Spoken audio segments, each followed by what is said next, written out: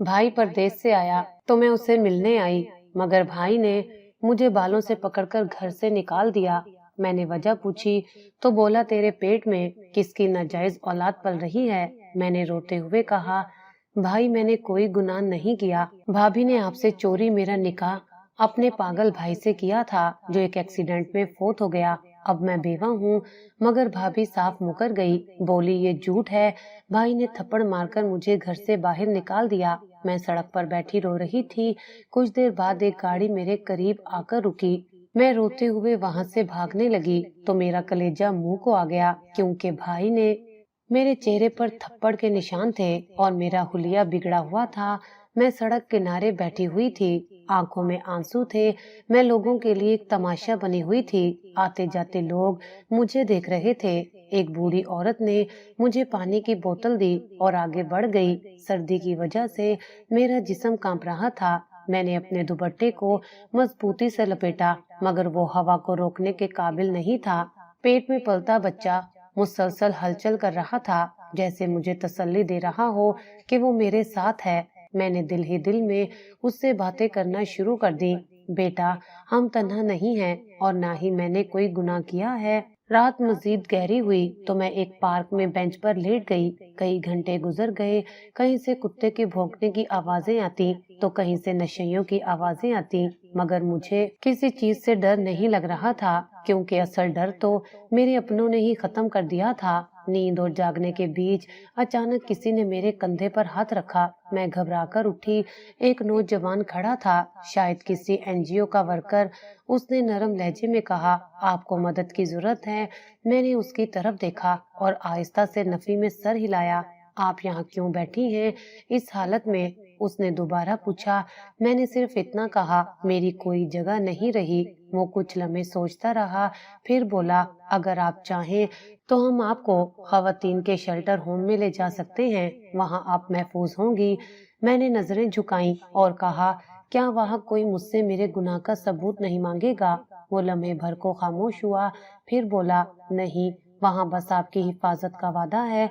मैंने थोड़े तसबस के बाद हाँ में सर हिला दिया। वो मुझे एक सफेद वैन में बिठाकर शेल्टर होम ले गया। मैं उसकी गाड़ी में बैठी तो दिल धड़कने लगा। ना जाने कितने सवाल थे जो जहन में गर्दिश कर रहे थे, लेकिन जुबान गुम थी। उसने गाड़ी का एयर कंडीशनर कम कर दिया और एक हाथ से गाड़ी चलाते हुए दूसरे हाथ से पानी की बोतल मेरी तरफ बढ़ाई। पियो, तुम्हें कमजोरी हो रही है, उसने कहा। मैंने बोतल पकड़ ली। होंठ हल्के से भीगे, पर जुबान पर अभी भी कुछ न आया। कुछ देर वो खामोश गाड़ी चलाता रहा और अचानक बोल पड़ा, मैं तुम्हें ले जा रहा हूँ एक ऐसी जगह जहाँ तुम महफूज होगी, जहाँ तुम्हें कोई और नहीं कहेगा कि तुम गुनहगार हो। गाड़ी एक पुरसकून इलाके में दाखिल हुई। दोनों तरफ फूलों वाले दरख्त, साफ सड़कें और बड़े बड़े घर। मुझे लगा जैसे मैं किसी और दुनिया में आ गई हूँ। उसने एक खूबसूरत सफेद बंगले के सामने गाड़ी रोकी। गेट खुद कार खुल गया। मैं हैरान थी कि एक दिन वो लड़का जो पागल समझा जाता था, आज इतना मुहज्जिब, इतना बावकार कैसे लग रहा है। हम अंदर दाखिल हुए तो एक साफ सुथरा लाउंज नजर आया। अंदर हर चीज मुनज्जम, फर्नीचर जदीद, दीवारों पर आर्ट के खूबसूरत टुकड़े और एक नरम रोशनी। ये तुम्हारा नया घर है, उसने कहा, जब तक तुम खुद चाहो। मैंने नजरें झुका ली। वो मुझे एक कमरे में ले गया जहाँ एक सिंगल बेड, अलमारी और खिड़की के करीब बैठने के लिए एक आरामदेह कुर्सी थी। ये कमरा सिर्फ तुम्हारे लिए है। मैंने उससे पूछा, तुम कब से यहाँ हो? उसने जवाब दिया, पिछले 2 सालों से। जब मैं सेहतयाब हुआ तब ये जगह खरीदी। और तुम्हारे घर वाले? वो हल्के से मुस्कुराया। वही लोग जिन्होंने मुझे दफन समझा अब मेरे लिए मर चुके हैं। कमरे में बैठते ही मैंने खिड़की खोली। ताजा हवा ने मेरे चेहरे को छुआ। दिल जैसे सांस लेने लगा। थोड़ी देर बाद वो दोबारा आया। हाथ में एक बैग था जिसमें मेरे लिए चंद कपड़े, तौलिया और जाती अशिया थी। अब तुम यहाँ महफूज हो। कल से तुम्हें एक डॉक्टर के पास भी ले जाऊंगा। तुम्हारी और बच्चे दोनों की देखभाल जरूरी है।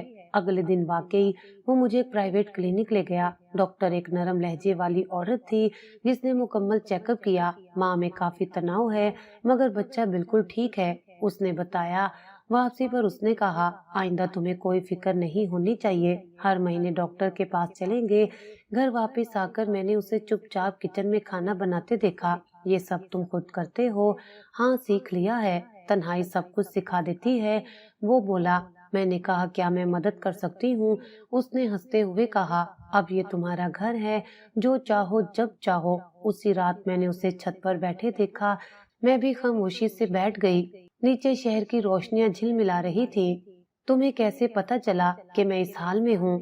नहीं पता था, बस इत्तेफाक था। तुम्हें देखकर मुझे खुद पर शक हुआ, तुम हो या मेरा वहम। और फिर दिल नहीं माना कि तुम मेरी जिंदगी से यूं गायब हो जाओ। चंद दिनों में वो घर जैसे मेरी पहचान बन गया। वो मेरे लिए नाश्ता तैयार करता, दोपहर को काम पर चला जाता और शाम को वापसी पर मेरे साथ बैठकर हमने एक मुश्तरका जबान ढूंढ ली थी, जिसमें न शिकायत थी न शिकवा, बस मौजूदगी थी। एक रोज मैंने देखा कि वो घर के कमरे में कुछ लकड़ी के फ्रेम्स बना रहा है। मैं करीब गई तो देखा वो बच्चों के लिए नन्ही कुर्सी और मेज बना रहा था। ये तुम खुद बना रहे हो? मैंने हैरत से पूछा। हाँ, वो बोला, जब अस्पताल में था तो वहाँ की वर्कशॉप में लकड़ी का काम सीखा। मैंने अगले दिन खुद बावर्ची खाने में जाकर कुछ पकाने की कोशिश की। चूल्हा जलाकर रोटी पकाने लगी तो वो आकर हंसा, ये रोटी है या नक्शा? मैंने भी मुस्कुराकर जवाब दिया, इब्तदा है, वक्त के साथ नक्शा मुकम्मल हो जाएगा। इसी हंसी मजाक में हमारी जिंदगी की तलखियां छुपने लगी। उसने मुझे कभी मेरे माजी का ताना नहीं दिया। एक दिन मैं उसके साथ करीबी मार्केट गई। वो मेरे लिए कुछ जरूरी चीजें खरीद रहा था। एक खातून ने दूर से पहचान कर आवाज दी, अरे ये तो वही अली है ना? अली ने उसकी तरफ देखा मगर जवाब दिए बगैर मेरी तरफ मुड़ गया। चलो, देर हो रही है। गाड़ी में बैठते ही मैंने कहा, तुम्हारे जानने वाले अब भी तुम्हें पहचानते हैं? वो बोला, बस शक्ल पहचानते हैं, कहानी नहीं। और मैं चाहता भी नहीं कि कोई पुरानी बातें करे। अगले दिन उसने मुझे एक खाली कमरा दिखाया। ये बच्चों का कमरा होगा, तुम चाहो तो इसकी दीवारें खुद सजा सकती हो। मैंने कमरे की दीवार पर हाथ फेरा, फिर पिंक और सफेद रंग के इम्तजाज का कहा। कुछ दिनों में कमरा एक नन्हे मेहमान के इस्तकबाल के लिए तैयार होने लगा। एक दिन मैंने उसे लाउंज में बैठे देखा, हाथ में किताब थी और चेहरे पर संजीदगी। मैंने आकर पूछा, क्या पढ़ रहे हो? बच्चों की तरबियत पर एक किताब है। वो बोला, मैं चाहता हूँ कि हमारा बच्चा सिर्फ महफूज ही ना हो बल्कि शऊर और वकार के साथ बड़ा हो। शाम को हम अक्सर छत पर बैठते, वो चाय बनाता और हम खामोशी से शाम के रंग बदलते देखते। एक दिन उसने अचानक कहा, तुम्हें पता है, अब जब मैं आईने में देखता हूँ तो खुद को पहचानता हूँ तुम्हारी वजह से। मैंने नजरें झुका ली, दिल में एक नरम लहर सी उठी और वो लम्हा मेरे लिए सच्चाई की गवाही बन गया। हफ्ते के आखिर में हम अस्पताल दोबारा गए। इस बार डॉक्टर ने मुकम्मल स्कैन किया और बताया कि बच्चा तंदुरुस्त है। बाहर आकर अली ने कहा, अब तुम हर हफ्ते यहाँ आओगी और मैं साथ आऊंगा। मैंने हंसते हुए कहा कि बहुत खुश नसीब हो कि तुम्हारा निकाह शुदा बच्चा है, वरना लोग और बातें बनाते। वो मुस्कुराया, हम किसी को सफाई देने के पाबंद नहीं, हम अपना सच जानते हैं, बस वो ही काफी है। एक दिन अली ने मुझे एक फाइल थमाई, ये कुछ कागजात हैं, हमारे निकाह के कानूनी इंदराज मुकम्मल हो गया है, अब तुम मेरे नाम से जानी जाओगी। मेरे हाथ लरस गए, वो मेरे लिए सब कुछ कर रहा था और बगैर किसी शर्त के। मैंने कहा, अगर कभी कोई तुम्हारे सामने आकर मुझ पर उंगली उठाए तो क्या करोगे? वो बोला, जो इंसान अपने पीछे सच्चाई रखता हो उसे किसी उंगली से खौफ नहीं होता। उस दिन मैंने पहली बार उसके कदमों में बैठकर हाथ पकड़कर कहा, तुम मेरे रब की तरफ से भेजी हुई रहमत हो।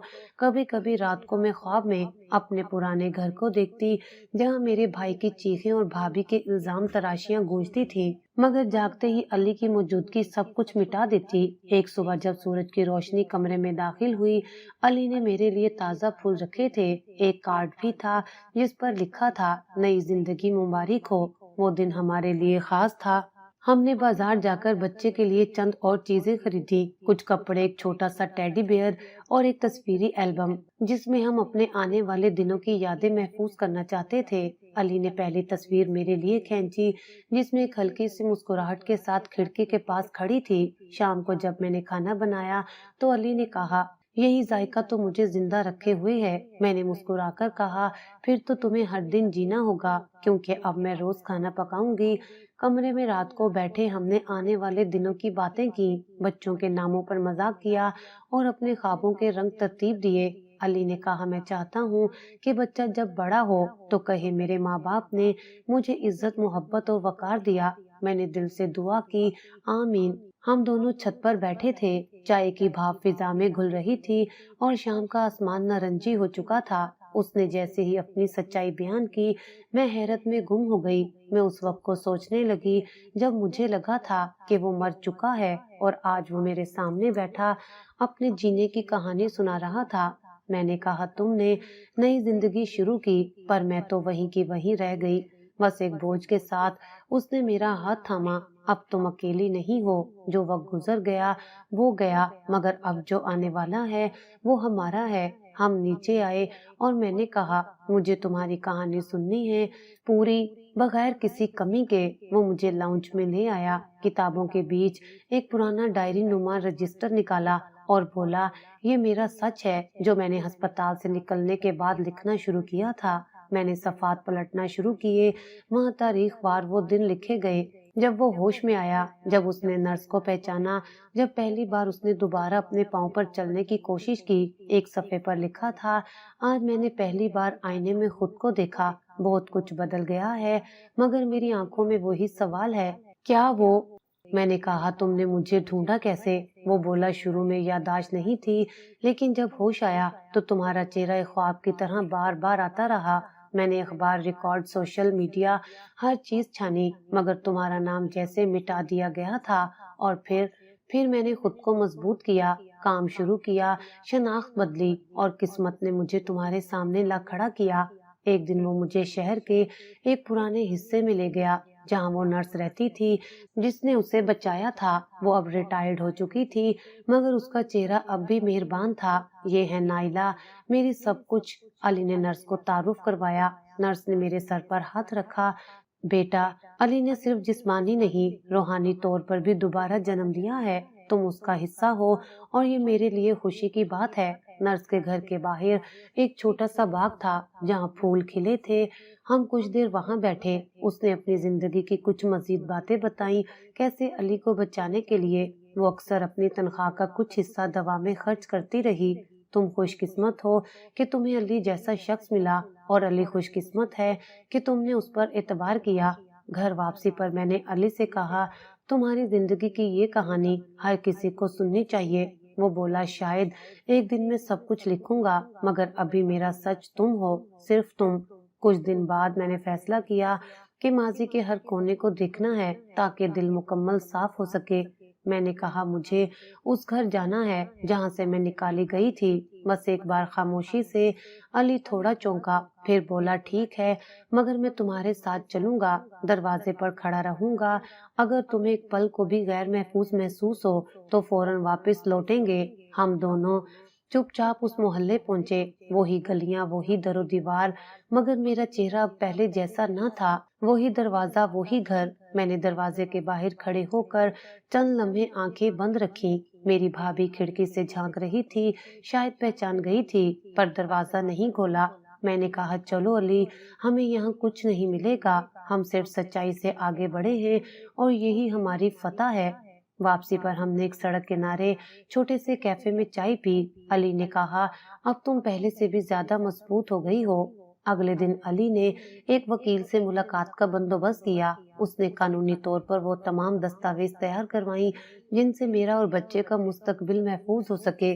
ہم نے ایک نیا نام چنا جس پر گھر کی ہر چیز کا اندراج ہونے لگا۔ میرے دل میں کئی بار خیال آیا کہ یہ سب خواب ہے، مگر ہر دن ایک نئی حقیقت سامنے لاتا۔ ایک دن علی میرے لیے کپڑے لے کر آیا۔ میں نے کہا، اب تو میں ایک مکمل بیوی لگنے لگی ہوں۔ وہ مسکرایا، تم ہو ہی میری بیوی، اور اب سب کچھ قانوناً بھی ویسا ہی ہے۔ میں نے اس کے لیے ایک تحفہ لیا، ایک چھوٹا سا فریم جس میں ہمارے بچے کی الٹرا ساؤنڈ رپورٹ کی کاپی تھی اور نیچے لکھا تھا، ہماری دوسری زندگی کی پہلی تصویر۔ اس نے فریم کو چوم کر الماری میں رکھا اور کہا، یہ ہمارا پہلا خزانہ ہے۔ ان دنوں میں نے اپنے اندر ایک نیا جذبہ محسوس کیا۔ میں نے گھر میں پودے لگانا شروع کیے۔ علی کے لیے کھانے کے نئے تجربے کیے اور شام کو ہم بچوں کے ناموں پر بحث کرتے، کبھی وہ ماہم کہتا، کبھی میں ایان کا نام لیتی، اور یوں وقت ہنسی میں گزرنے لگا۔ ہم نے ایک ساتھ بچوں کی کتابیں پڑھنا شروع کی تاکہ جب وقت آئے ہم بہتر والدین بن سکیں۔ میں نے پرانی سلائی مشین مرمت کرائی اور بچے کے لیے چھوٹے چھوٹے کپڑے سینے لگی۔ ہر ٹانکا جیسے ایک دعا تھا۔ ہم دونوں اب ایک دوسرے کے سچ، ایک دوسرے کے گواہ اور ایک دوسرے کی پناہ بن چکے تھے۔ میرے نئے شناختی کارڈ پر جب نیا نام آیا تو علی نے سب سے پہلے وہ کارڈ میرے ہاتھ میں دیا۔ یہ صرف تمہارا حق نہیں، تمہارا فخر بھی ہے۔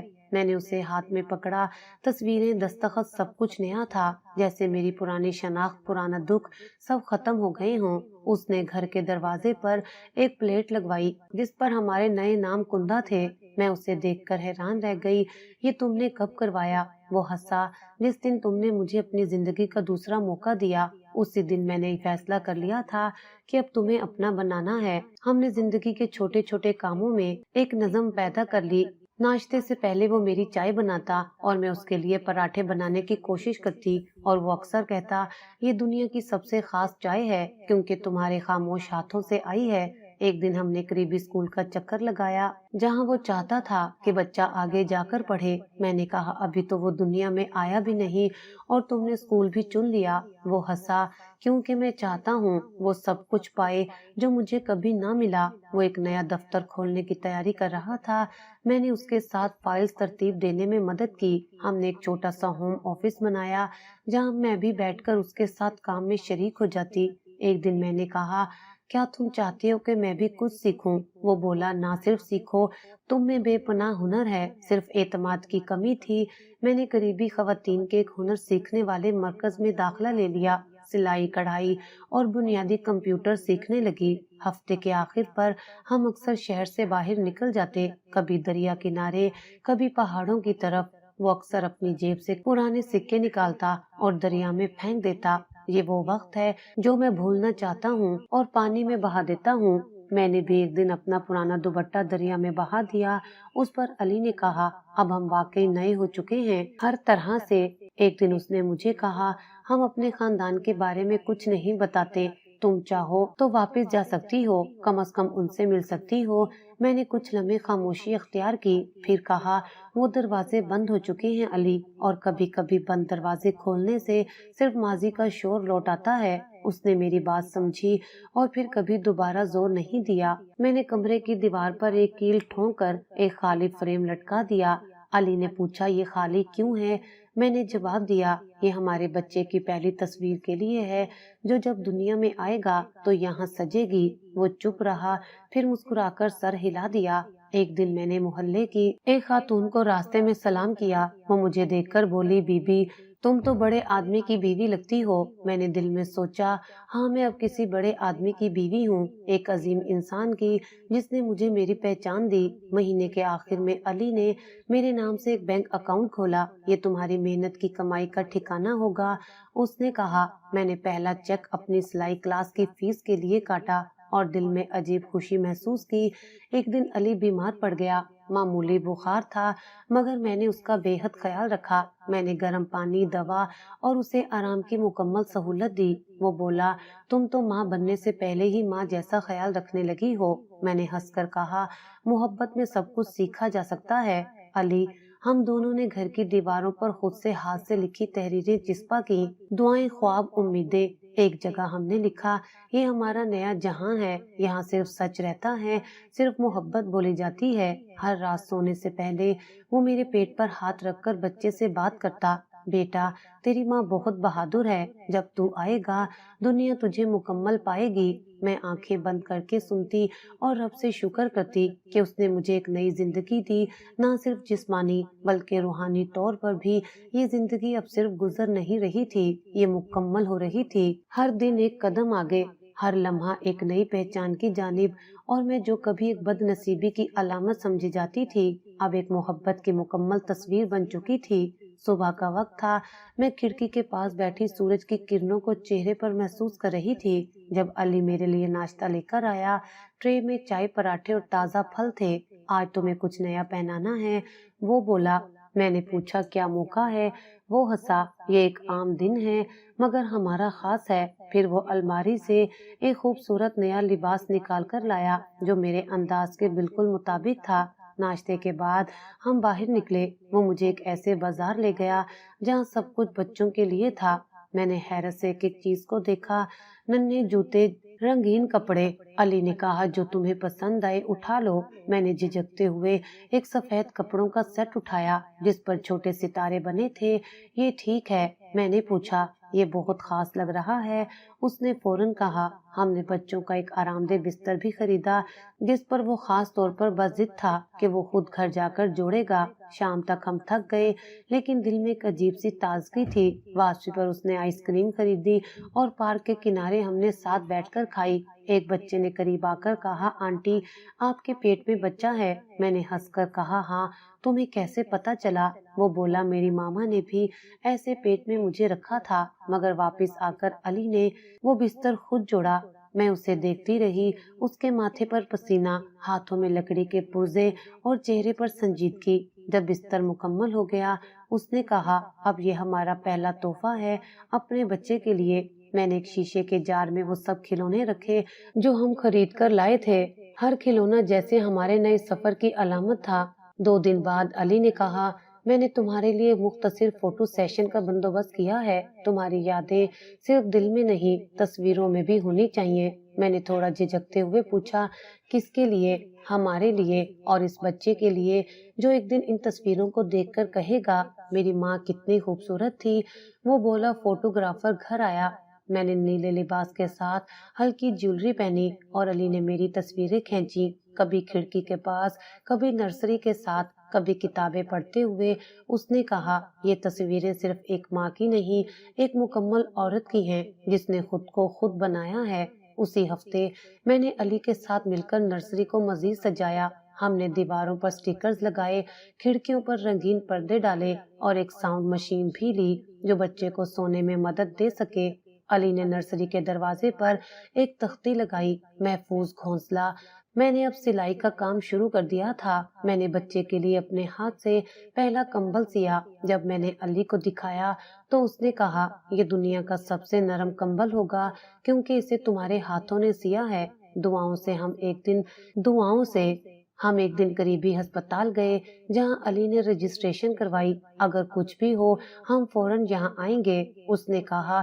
وہاں موجود نرسز نے مجھے مشورے دیے۔ ایک نے تو کہا آپ خوش نصیب ہیں، آپ کا شوہر بہت خیال رکھنے والا ہے۔ میں نے صرف مسکرا کر سر ہلا دیا کیونکہ الفاظ کم تھے اس کی محبت کو بیان کرنے کے لیے۔ ایک شام علی مجھے ایک مقامی کتاب میلہ لے گیا، وہاں بچوں کی کہانیوں کی کتابیں تھیں۔ ہم نے ایک کتاب خریدی جس کا نام تھا ماں کی گود، دنیا کا سب سے محفوظ مقام۔ گھر آ کر علی نے وہ کتاب پڑھ کر سنائی جیسے بچہ ہمارے درمیان موجود ہو۔ وہ ہر لفظ آہستگی سے بولتا اور ہر صفحہ پلٹتے وقت میری طرف دیکھتا جیسے پوچھ رہا ہو کیا ہم تیار ہیں؟ میں نے ہاں میں سر ہلا دیا کیونکہ اب میں صرف جسمانی طور پر نہیں ذہنی طور پر بھی تیار تھی۔ زندگی میں پہلی بار میں مستقبل کا سوچ کر مسکرا رہی تھی۔ رات کو میں نے اسے کہا میں چاہتی ہوں ہمارا بچہ تم جیسا ہو، خاموش، مضبوط اور محبت سے لبریز۔ علی بولا میں چاہتا ہوں وہ تم جیسا ہو، باہمت، سچا اور معاف کرنے والا۔ ہم دونوں نے ایک ساتھ کہا یا پھر ہمارا امتزاج ہو۔ وہ دن واقعی میری زندگی کا حسین ترین دن بن گیا، نہ اس لیے کہ ہم نے کچھ خریدا یا تصویریں بنوائیں بلکہ اس لیے کہ ہم نے اپنے آنے والے کل کو ساتھ جینے کا وعدہ کیا، محبت سے، تیاری سے اور مکمل یقین سے۔ علی کا آفس شہر کے پوش علاقے میں ایک بلند و بالا عمارت کی 6ٹھی منزل پر تھا۔ جب ہم لفٹ سے باہر نکلے تو سامنے ایک کشادہ ریسیپشن تھا جس پر اس کا نام چمکدار حروف میں لکھا تھا۔ ریسیپشنسٹ نے ہمیں دیکھتے ہی مؤدب لہجے میں کہا سر آپ کی میٹنگ 10 بجے ہے، کانفرنس روم تیار ہے۔ علی نے مسکرا کر سر ہلایا اور مجھے ساتھ لیے اندر کی طرف بڑھا۔ ہم ایک وسیع شیشے والے کمرے میں داخل ہوئے جہاں ایک بڑی میز، کئی فائلیں اور ایک سائڈ پر سافٹ بورڈ پر علی کی تصویریں لگی تھیں، انعامات، ایوارڈز، بزنس شوز کے کٹ آؤٹس۔ میں نے حیرت سے ہر چیز کو دیکھا۔ ایک لڑکا فائل لے کر اندر آیا اور بولا سر کلائنٹ کا جواب آ گیا ہے۔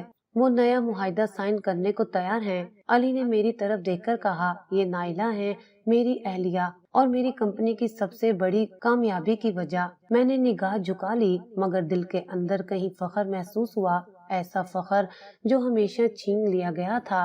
अली ने मुझे कॉन्फ्रेंस रूम दिखाया, अपनी टीम से मिलवाया, जिन्होंने बड़ी इज्जत से सलाम किया। हर शख्स की जुबान पर सर का एहतराम था और मैं सोचने लगी कि ये वही अली है जिसे कभी पागल, नामुकम्मल और बोझ समझा जाता था।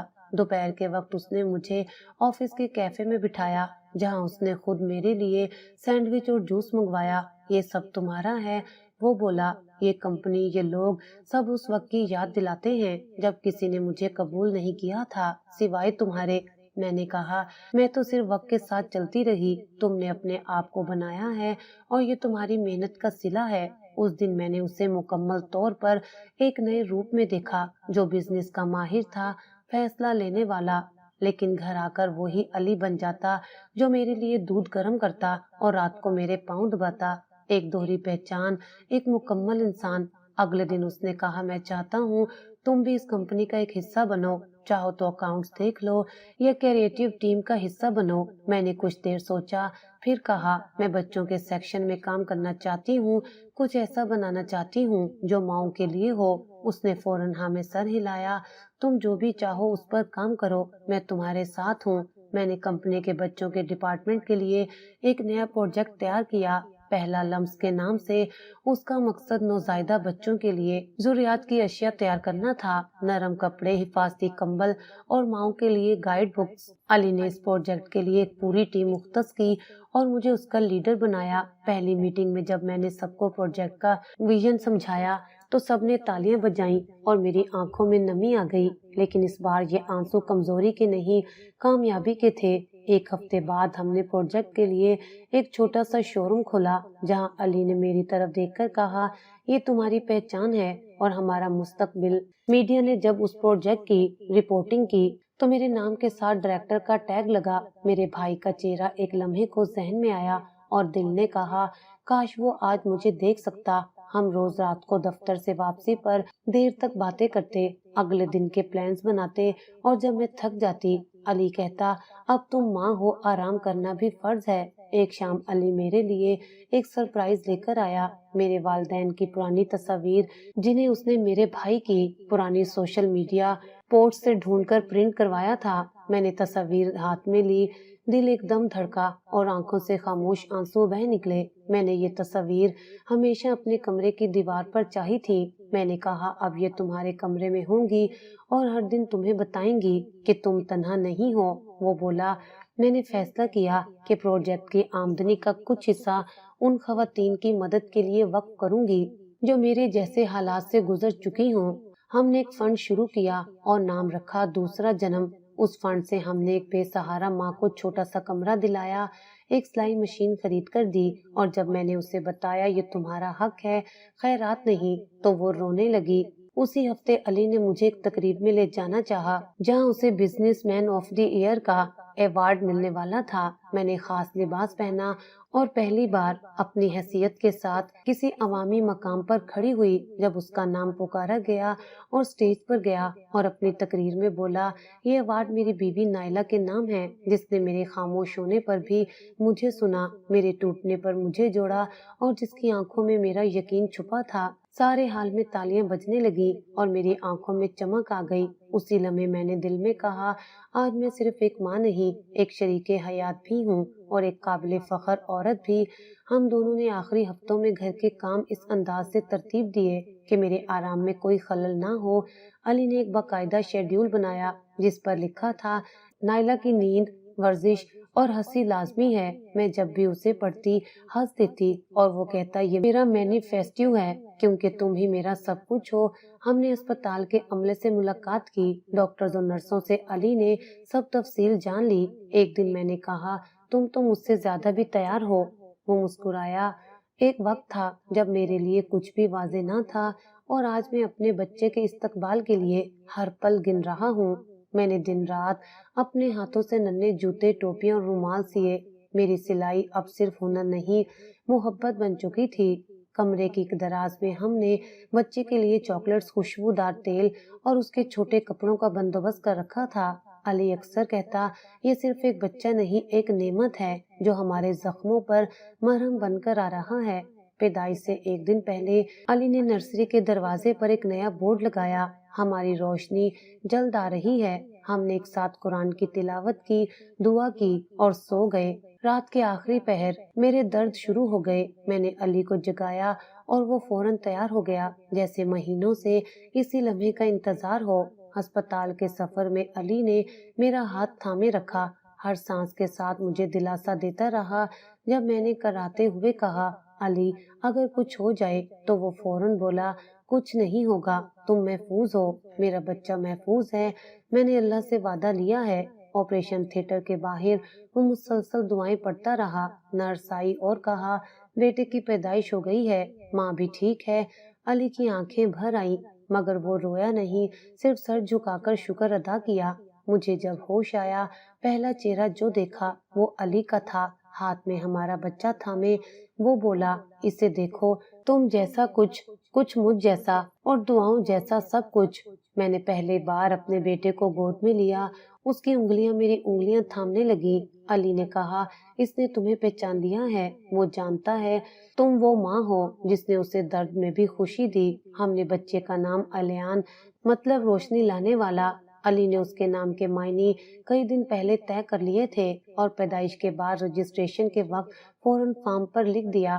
ہسپتال کے دوسرے دن کچھ خواتین نرسیں آئیں جنہیں علی نے ہمارے پروجیکٹ پہلا لمس کے ذریعے ہنر سکھایا تھا۔ وہ کہنے لگی، باجی آپ جیسی ماں بننے کی دعا کرتے ہیں ہم، جو خود بھی سنبھلی اور دوسروں کو بھی سہارا دیا۔ گھر واپسی کے دن علی نے نرسری کو مزید سجایا تھا، ہر دیوار پر خوبصورت فریم، ایک جھولا اور ایک سفید پردہ جس پر ہمارے نام کندہ تھے۔ جب میں اندر گئی تو بچے کے لیے پہلا گانا چل رہا تھا جو علی نے خود ریکارڈ کروایا تھا۔ اگلے چند دنوں میں مہمان آتے رہے اور سب حیران ہوتے کہ یہ وہی علی ہے جو کبھی ہسپتالوں میں وقت گزارتا تھا، اب ایک باوقار شوہر، مہربان باپ اور میرے لیے ایک مکمل ہمسفر بن چکا تھا۔ میں نے خود کو آئینے میں دیکھا، چہرہ تھکا ہوا تھا مگر آنکھوں میں عجیب سی روشنی تھی، وہ روشنی جو صرف ماں بننے کے بعد آتی ہے۔ علی نے کہا، تم اب صرف نائلہ نہیں، تم ہماری نسل کی بنیاد ہو۔ کبھی کبھی رات کو الیان روتا تو علی اسے گود میں اٹھا کر کمرے میں چکر لگاتا، پاپا کی پرنسس، نائلہ تھک گئی ہے، اب ابو کی باری ہے۔ میں دور سے دیکھتی اور شکر ادا کرتی کہ زندگی نے مجھ پر مہربانی کی ہے۔ چند ہفتے بعد ہم بچے کو لے کر پارک گئے۔ علی نے اپنے کندھے پر الیان کو بٹھایا اور میں نے ان دونوں کی تصویر لی۔ اس تصویر پر میں نے بعد میں لکھا، میرے ماضی کا انجام، میرے حال کی جیت اور میرے مستقبل کی مسکراہٹ۔ علی نے بچے کے لیے چھوٹے چھوٹے پرفیومز اور تیل بنوائے اور کہا، ہم سب کو خوشبو پسند ہے تو تمہارا بیٹا کیوں پیچھے رہے۔ اس نے الیان کے لیے بچوں کی پہلی کہانی بھی لکھی جس کا عنوان تھا، ماں کی ہتھیلی پر لکھا خواب۔ ہم نے ہر لمحے کو محفوظ کرنا شروع کیا، ہر پہلی مسکراہٹ، ہر پہلی آواز، ہر نئی حرکت۔ میں نے اپنی ڈائری میں سب کچھ لکھا کیونکہ میں چاہتی تھی کہ الیان ایک دن جب یہ سب پڑھے تو جانے کہ اس کی ماں اور باپ نے اسے کتنا چاہا تھا۔ ایک دن علی نے کہا، الیان کو تمہاری کہانی سناؤں گا کہ کیسے تم نے اندھیرے سے روشنی کا سفر طے کیا۔ میں نے جواب دیا، تب وہ سیکھے گا کہ صرف خون کا رشتہ اہم نہیں ہوتا بلکہ ساتھ جینے والا ہی اصل رشتہ ہوتا ہے۔ ہم تینوں اب ایک مکمل کہانی تھے اور یہ کہانی محبت، سچ اور استقامت کی وہ مثال بن چکی تھی جو شاید کبھی لکھی ہی نہیں گئی تھی۔ علی نے صبح ناشتے کے بعد مجھ سے پوچھا، کیا تم واقعی تیار ہو؟ تم جانتی ہو یہ ملاقات صرف رسمی نہیں ہوگی۔ میں نے جواب دیا، تیار تو کبھی نہ تھی، مگر اگر آج خاموشی توڑ دی جائے تو شاید میرے اندر کی بے وزنی ختم ہو جائے۔ اسی دن علی نے پرانے روابط سے بھائی اور بھابھی کی موجودہ رہائش معلوم کی۔ وہ اب شہر کے دوسرے کنارے ایک اپارٹمنٹ میں رہتے تھے۔ میں نے کہا، اگر وہ نہ آئیں تو کوئی گلہ نہیں، لیکن اگر آ جائیں تو ایک دروازہ بند ہونے سے پہلے انہیں میری زندگی کا مکمل چہرہ دیکھنے دینا چاہتی ہوں۔ کئی دنوں بعد علی نے مجھے بتایا، میں نے انہیں دعوت دے دی ہے، بس یہ نہیں بتایا کہ میں کون ہوں۔ میں نے اس بات میں سر ہلایا، دل میں ایک عجیب سی بے چینی تھی، جیسے ماضی کی کوئی دراڑ دوبارہ کھلنے والی ہو۔ جس دن وہ آئے گھر میں خاموشی چھائی ہوئی تھی۔ میں نے الیان کو تیار کیا، سفید لباس میں لپٹا ہوا ننھے ہاتھ میرے دوپٹے سے کھیل رہے تھے۔ دروازے پر بیل بجی، علی نے خود دروازہ کھولا، بھائی اور بھابھی اندر داخل ہوئے۔ بھابھی کا چہرہ سخت اور بھائی کی آنکھوں میں الجھن تھی۔ جیسے ہی انہوں نے علی کو دیکھا چند لمحے ساکت کھڑے رہے۔ یہ تو بھابھی کے لب کانپنے لگے۔ تم تو، علی نے نرمی سے کہا، میں زندہ ہوں اور سلامت۔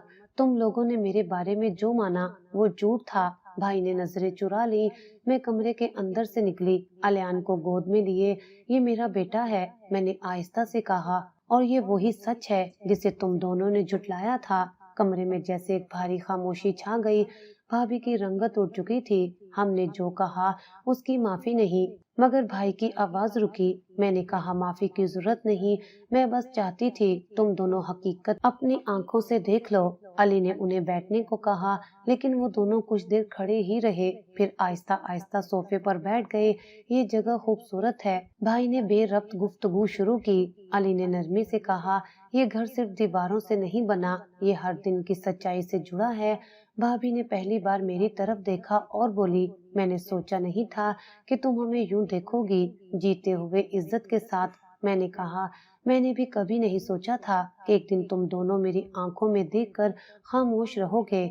علی نے چائے منگوائی۔ جب چائے آئی تو ہم چاروں بیٹھے، لیکن الفاظ کم اور نظر زیادہ بول رہی تھی۔ بھائی نے الیان کی طرف دیکھا، یہ تو بالکل جی اپنے باپ جیسا ہے۔ علی نے خود کہا۔ بھائی کی نظریں جھک گئیں۔ کیا تم لوگوں نے میری والدہ کو کبھی بتایا تھا کہ میں زندہ ہوں؟ علی نے سیدھا سوال کیا۔ بھابھی نے نظریں چرائیں۔ نہیں، ہم نے سب کو وہی بتایا جو آسان تھا۔ میں نے دھیمے لہجے میں کہا، آسانی کے لیے سچ قربان کر دیا جاتا ہے، لیکن ایک نہ ایک دن وہ واپس آتا ہے اور آنکھوں میں جھانک کر سوال کرتا ہے۔ بھائی نے کہا، ہم یہاں تمہارے لیے کچھ کہنے نہیں آئے تھے، ہمیں نہیں معلوم تھا تم ہمیں یوں بلاؤ گے۔ علی نے جواب دیا، نہ تمہیں بلایا نہ سزا دی، صرف یہ دکھایا کہ جنہیں تم نے مٹا دیا وہ دوبارہ جنم لے چکے ہیں۔ میں نے الیان کو بھائی کے قریب کیا، وہ ہچکچایا، پھر ہاتھ بڑھایا، مگر الیان نے منہ دوسری طرف کر لیا۔ میں نے کہا، شاید خون کا رشتہ ہو، مگر اعتبار دوبارہ جیتنا پڑتا ہے۔ کچھ دیر بعد وہ دونوں اٹھنے لگے۔ علی نے کہا، ہم نے تمہیں کبھی الزام نہیں دیا، کیونکہ ہمارے پاس زندگی کا قیمتی تحفہ تھا اور وہ تمہاری جھوٹی دنیا سے بڑھ کر تھا۔ بھابھی نے جاتے ہوئے دروازے پر رک کر کہا، تم دونوں خوش ہو اور یہی تمہاری سب سے بڑی جیت ہے۔ دروازہ بند ہوا، کمرے میں خاموشی چھا گئی۔ میں نے علی کی طرف دیکھا، یہ مکمل بند باب ہے۔ اس نے کہا، یہ باب بند نہیں ہوا، مکمل ہو گیا ہے، کیونکہ ہم نے اسے اپنی سچائی سے بند کیا ہے، نہ کہ ان کے جھوٹ سے۔ ہم نے اس دن کے بعد اپنے ماضی کو دوبارہ کبھی زیر بحث نہیں لایا۔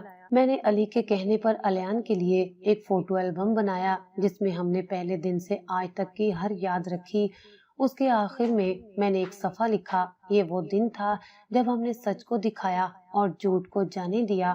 ایک ہفتے بعد علی نے مجھے کہا، ہماری زندگیوں میں جب پرانے لوگ آتے ہیں وہ امتحان ہوتے ہیں، لیکن اگر ہم نرمی سے وقار سے ان کا سامنا کریں تو یہ ہماری اصلی فتح ہوتی ہے۔ میں نے جواب دیا، اور سب سے بڑی فتح یہ ہے کہ ہم اپنے بچے کو سچ کے ساتھ پال رہے ہیں، بغیر کسی جھوٹ کے۔ ہم نے اس دن نرسری میں ایک نیا فریم لگایا جس پر لکھا تھا، یہ گھر ان لمحوں کا محافظ ہے جو خاموشی سے جیتے گئے۔ الیان کے اسکول کا پہلا دن تھا۔ ہم دونوں نے رات کو اس کا یونیفارم آہستہ آہستہ استری کیا، بیگ چیک کیا، لنچ باکس میں اس کی پسند کی چیزیں رکھی اور کمرے میں اس کی کتابیں سلیقے سے ترتیب دی۔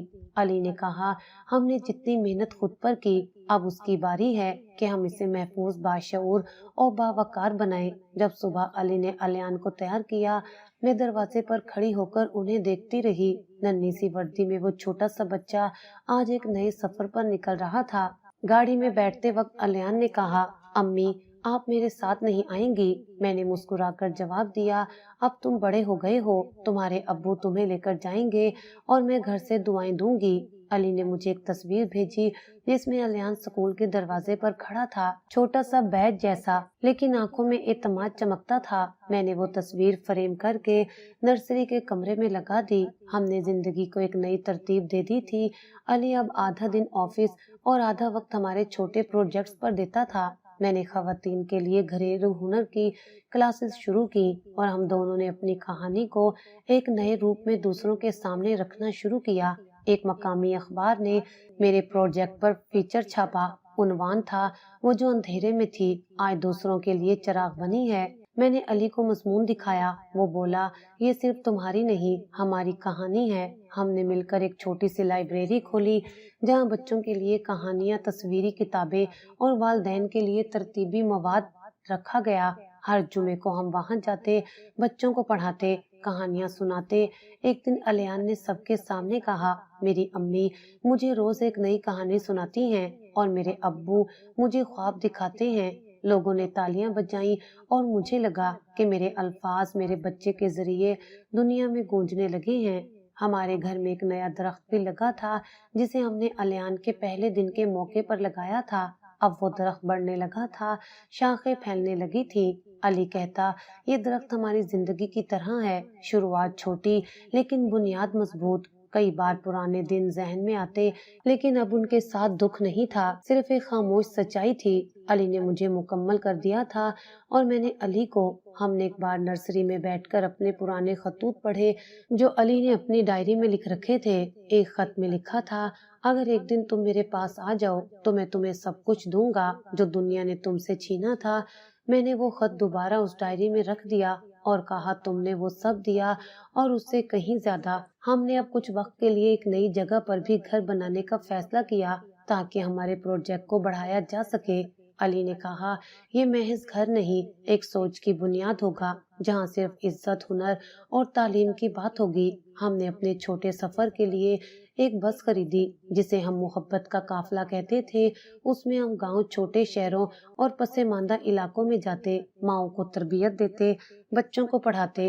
ایک دن ایک بوڑھی عورت نے میرے ہاتھ پکڑ کر کہا، بیٹی تم نے تو مردوں کو بھی سکھا دیا کہ عورت کی عزت کیا ہوتی ہے۔ علی نے کہا، میں نے تم سے صرف محبت نہیں کی، میں نے تم سے جینا سیکھا۔ میں نے جواب دیا، اور میں نے تم سے ہارنے کے بعد جیتنے کا ہنر سیکھا۔ ہم نے ہر سال الیان کی سالگرہ ایک نئے کام سے منائی۔ پہلی سالگرہ پر ہم نے 5 بے سہارا عورتوں کو کپڑے دیے، دوسری پر اسکول کی فیس ادا کی، اور اس بار ہم نے 50 درخت لگائے۔ الیان نے خود پودے لگائے اور کہا، امی یہ پودا میرا دوست ہے جیسے ابو میرا ہیرو ہے۔